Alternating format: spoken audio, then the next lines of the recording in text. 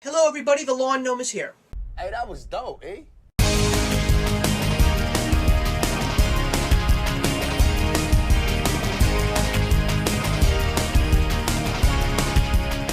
So today I went to the movies and I saw one incredible film, and it is the F. Gary Gray directed film Straight Outta Compton, which is the biopic of one of the most notorious and most historical rap artists of all time, the band N.W.A. And of course, if you have been living under a rock for so many years, N.W.A. consisted of Eazy-E, Ice Cube, and Dr. Dre, and what they did was they brought a whole new level of rap music to the mainstream and really changed hip-hop music historically in many different ways. So from the minute I first heard about this movie, I really wanted to see it. But of course, I'm always skeptical because when it comes to a topic, especially a biopic, I'm always curious if they're gonna get it right. But the more trailers that I watched, I just kept getting so excited to see if this really was going to be the real deal, and this movie truly beats the hype. It is so well executed in all areas, and it made one of the best movies that I have seen this year.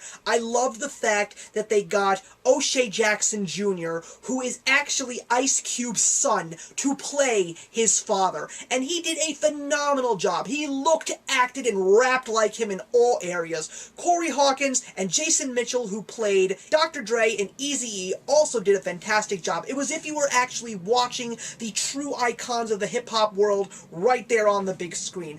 Everything in this movie was amazing, from the streets of Compton, getting into trouble with gangs, to finally producing their record, getting into serious controversy with the federal government, and also leading up to where these people ended up in the future. Some had really bright futures and others didn't, but one way or another they made their voices heard, and this is why N.W.A. is such an iconic group in all of music. There were a few things that I was a little upset about, but they really didn't affect the movie at all, and that was because of the fact that it involved a lot of music, and because of the fact that there were so many changes that happened in music from the minute they began till they started going in their own directions. It just would have been nice to see a little bit more. I mean, I think that it would have been nice to at least have given a nod to the Beastie Boys because of the fact that they were the first rap group to actually hit #1 on the Billboard charts. It would have actually been nice to see them actually make a statement about it and maybe use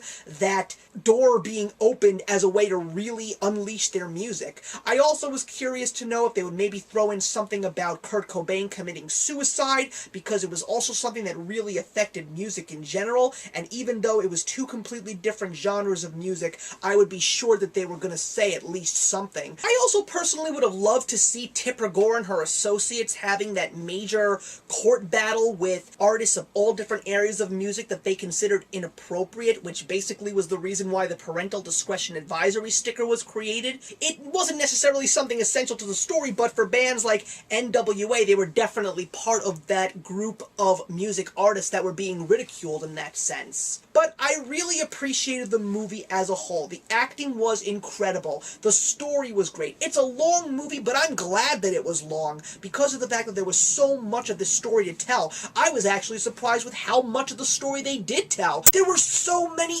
awesome surprises, and I don't want to give it away, but if you know about all the artists that have brushed shoulders with N.W.A., you're gonna see what you want to see. And I was actually surprised that even during the credits, they showed that the story was far from over. There was so much more to tell, and you saw all those things that you really wanted to see in a montage of news clips and press conferences. It was just so cool. I also thought that the story that was told about with Paul Giamatti's character, Jerry Heller, who ended up being the band's manager, and his relationship with Eazy-E was a very interesting story. I also loved the fact that they actually did involve Suge Knight in the story, and he was played fantastically by R. Marcos Taylor. The other thing that I really was surprised about was how much incredible drama was thrown into this movie, especially with Jason Mitchell playing Eazy-E. The engagement that they had with each other and the engagement that all the characters had in particular, they were just so incredibly real, and it just made the movie so much more than what a lot of people thought that it was supposed to be. I don't know if this movie will get any Oscar nominations. I'm going to guess not, because there really wasn't anything revolutionary in regards to the making of the film, but it is definitely one of the best movies that I have seen this year, and I'm quite impressed with the fact that two of my favorite movies of 2015 involved music biopics, and ironically, they both star Paul Giamatti.